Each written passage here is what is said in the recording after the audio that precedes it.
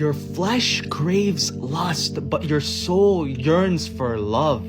Have you ever taken a look and realized that when you give into these lustful desires, every single time you're just left empty and unsatisfied? No matter how many times you give in, the void never fills and the craving never ends. I want you to close your eyes for a second and picture yourself as two people, two identities, one flesh and one soul, right? Now picture your soul transcending and leaving this flesh, and the flesh passing away. Now tell me who you really are. What is your identity? Or have you been living your whole entire life giving your soul the identity of your flesh? The minute you realize that whatever this flesh does, it can never feed your soul, is the minute you've broken free.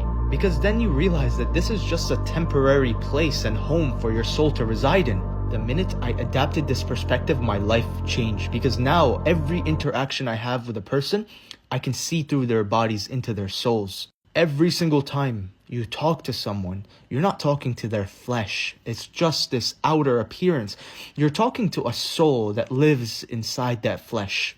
Anything to do with your flesh doesn't feed your soul. And the only way the hunger can truly be satisfied is if you lean on God for his unconditional love. Now, before you go anywhere, this series about the 7 deadly shadows is definitely a play on the 7 deadly sins. But I realize that in our society and the collective consciousness, there is a religious wound that exists. So any terms that we associate with religion tend to be something that we shy away from. But this series isn't about religion. It's about these shadows that exist within our psyche that hold us back from reaching our fullest potential. Lust isn't just about physical desire. It's about craving something outside of yourself to fill an inner void. Lust isn't just about attraction. It's about distraction. The deeper you fall into it, the more it consumes you. It pulls you away from your purpose, keeping you chasing temporary highs while your real potential slips away. But what if I told you lust is just a mask for something deeper, and breaking free isn't about resisting, it's about understanding? Listen,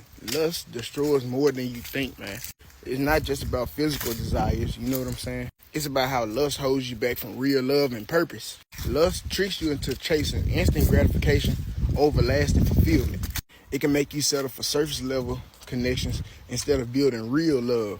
Think about how many relationships have fallen apart because lust overshadowed loyalty and respect. And it don't stop just there, you know what I'm saying? Lust drains your energy, your focus, and your drive to grow as a person. It's like a trap.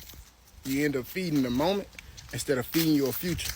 The more you let lust control you, the harder it becomes to appreciate the meaningful, more deeper parts of life. And I'm talking about parts like true connections, personal growth, and even self-respect.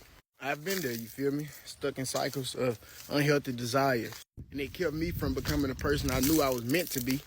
If you feel like lust is running your life, it's time to take control. Cut off the things that feed it and focus on building a version of you that's aligned with love, purpose, and growth. Don't let temporary desires destroy permanent blessings. Love y'all folks. I'm out of here, man. What's up, y'all? Welcome back to the channel. I'm your host, Amanda Haynes. If you're new here, happy to have you. If you haven't already, go ahead and hit that like button. And if you're feeling up to it, go ahead and subscribe if you like the vibe and would like to join the tribe. Lust isn't love. It's attachment to fleeting sensations. It makes us believe that fulfillment comes from the external: pleasure, attention, and control. The reality: chasing lust leads to emptiness because desire without depth never satisfies. I think I feel overwhelmed at times by just the void of the love that I want, the void of a family, and it's not even,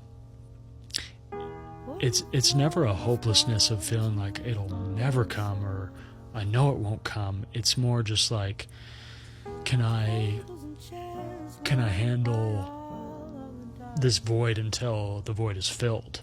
Yeah. You know? And but I'll tell you what, I've had glimpses of it and bits of it where I'm like, I'll wait 1,000 years if I have to have this kind of love, right? Because I think you can make it work with freaking anyone, right? Maybe not anyone, but there's a lot of people you could have a decent life with, but I'm not really interested in a decent life. No, man. And so yeah, I actually have a lot of hope. Let's break down the illusion of lust. Lust is the soul's hunger for connection, but misdirected towards temporary fixes. So how lust shows up in everyday life is seeking validation through attraction instead of self-worth, numbing emotions through pleasure, and mistaking intensity for intimacy. Once you learn to control your lust, the people you once thought were so attractive start to seem shallow, uninteresting. You stop chasing thrills and start craving something deeper, something real, someone who's worth your time, energy, and love. Lust fades, but true connection lasts. It's like the chase feels good, but what happens when you catch it? Lust is never satisfied. It keeps you running in circles, mistaking movement for meaning. If you're being tempted with lust, you need to try this. Whenever you feel tempted, reach out to a friend or family member and say these words: I love you. Tell them how much you appreciate them, how you feel about them. Why should you do this? Because what your heart really longs for is relational intimacy, but your flesh only speaks the language of lust. And what you want to do is reprogram your brain to understand that when I have these feelings, what I'm really longing for is relationship. So in the moments where your flesh is just begging for lust, give it love. See what happens. This is a great suggestion. And ultimately, lust is a distraction from inner work. Lust is the illusion that something outside of you will complete you, but nothing external can replace inner wholeness. The more we seek external pleasure to fulfill internal wounds, the deeper these wounds grow. So how do we finally break free from lust? If you defeat lust by having a relationship with God, building a relationship with God, praying, right? Praying and praying often. Second, you can't be on social media a lot. And when you are, you got to make sure that your algorithm is as clean as it can be by clicking not interested or blocking whatever you need to block and upvoting the positive motivational content. The third thing is you got to always be on your purpose. When you're on your purpose and you locked in doing the things that you need to do in your life, it's very hard to fall for distractions because you're obsessed. That's the fourth. Got to be obsessed with your goals and dreams. You got to be obsessed with wanting a better life for yourself. And when you want a better life for yourself and you become obsessed with that, that's all that matters. Nothing else can take you off your square. Nothing else can take you off of what you're trying to build for your future self and for your life. And number 5, you got to think about your future self. Think about how further you'll be if you defeat lust, and then how you'll stay in the same place if you don't. So you got to, again, think about how much further you can be if you defeat this thing, and if you lock in on doing the things that you know that you need to do. How much further and how much better can your life be than it is right now? I love his message. And I'm going to offer you 3 ways to break free from lust once and for all. Number 1, shift from consumption to connection. Seek depth over momentary highs.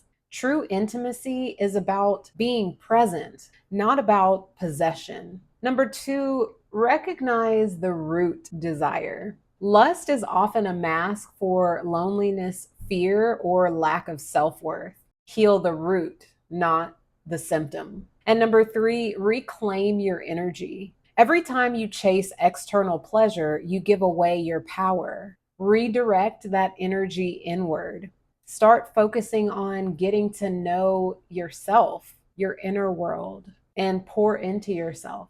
But that's pretty much all I have for y'all today. Thanks so much for tuning in to episode 2 of The 7 Deadly Shadows. What's one way you've mistaken desire for fulfillment? Comment below. Let's talk about it. Go ahead and hit that subscribe button and the bell icon so that you're notified when episode 3 drops. If you haven't already, go ahead and like this video and share with someone who you think might need it. Thanks for watching, and I'll see you in the next episode.